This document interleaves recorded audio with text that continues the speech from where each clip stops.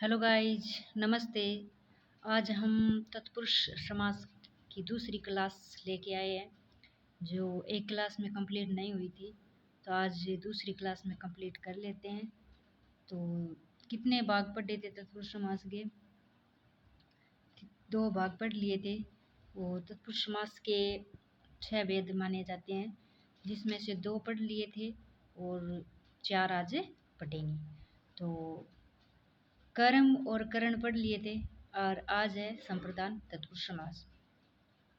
संप्रदान तत्पुरुष समास में विभक्ति के लिए चिन्ह का लोप हो जाता है। संप्रदान तत्पुरुष समास में विभक्ति के लिए चिन्ह का लोप हो जाता है और जो विग्रह करते हैं उसमें के लिए चिन्ह का पाछा वापस उपस्थित हो जाते हैं। तो जिस प्रकार से गुरु दक्षिणा शब्द में के लिए विभक्ति लोप है, तो उसमें आप विभक्ति लगा करके शब्द को कैसे करते हैं देखते हैं। तो गुरु दक्षिणा, गुरु के लिए दक्षिणा, यानी संप्रदान का मतलब यही है दान करना। क्या करना? दान करना या कुछ देना। तो गुरु दक्षिणा गुरु के लिए दान दे दिया, यानी दक्षिणा जो आप भेंट करते हैं वह दक्षिणा को कहते हैं। राह खर्च, राह के लिए खर्च, यानी कहीं रास्ते में जा रहे हैं और उसको खर्च के लिए कुछ चाहिए, तो राह के लिए खर्च। बालामृत, बालकों के लिए अमृत। युद्ध भूमि, युद्ध के लिए भूमि। विद्यालय, विद्या के लिए आल्य, यानी विद्यालय बच्चों के पढ़ने के लिए आल्य, आल्य में घर होता है यानी विद्यालय। तो चौथा क्या है? चौथा है अपादान तत्पुरुष समास। तो संप्रदान का उल्टा रूप है। संप्रदान में तो क्या होता है? दान देना, और अपादान मतलब को होता है मतलब होता है पृथक या अलग होना, यानी जिस चीज़ से आप जुड़ रहे हैं उससे अलग होना।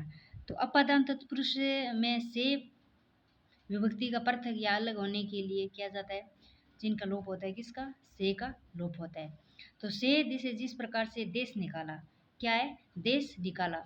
तो देश निकाला का मतलब होता है देश से निकाला, यानी अपने देश में, देश से बाहर निकाल दिया, तो उसे क्या कहते हैं? देश निकाला। बंधन मुक्त, यानी जो बंधन में बंद रखा है उसे बंधन से मुक्त कर दिया। क्या कर दिया? मुक्त कर दिया।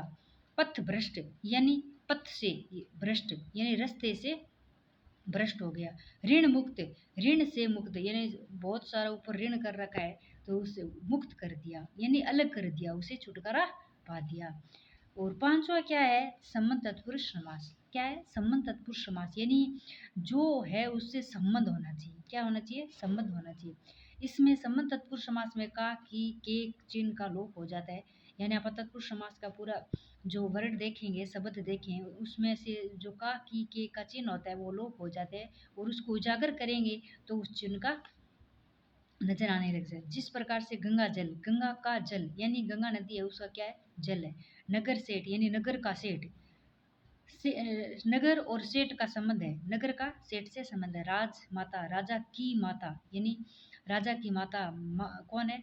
की माता, तो संबंध है की संबंध। जल धारा, जल की धारा, यानी संबंध तत्पुरुष समास का यही मतलब है कि दूसरी, चाहे व्यक्ति हो चाहे कोई भी हो, उस चीज़ से संबंध होना जरूरी है। तो इसमें संबंध में का, की, के एक चिन्ह का प्रयोग किया जाता है। छठा है अधिकरण तत्पुरुष समास। क्या है? छठा है अधिकरण तत्पुरुष समास। तो अधिकरण तत्पुरुष समास में क्या है? इसमें में पर चिन्ह का लोप हो जाता है। किसका? में पर चिन्ह का लोप हो जाता है। में का मतलब होता है अंदर, पर का मतलब होता है ऊपर। तो इस चिन्ह का लोप हो जाता है। अधिकरण तत्पुरुष में मान लो जिस प्रकार से जल मगन, जल में मगन, यानी जल के अंदर जो मगन है।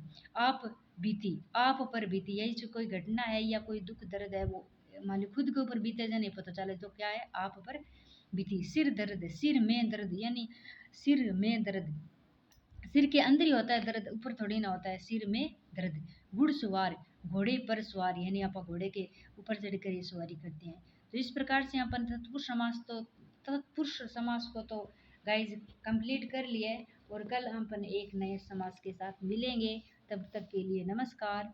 एक बार फिर से आपका हमारे इस यूट्यूब चैनल पर हार्दिक स्वागत करती हूँ।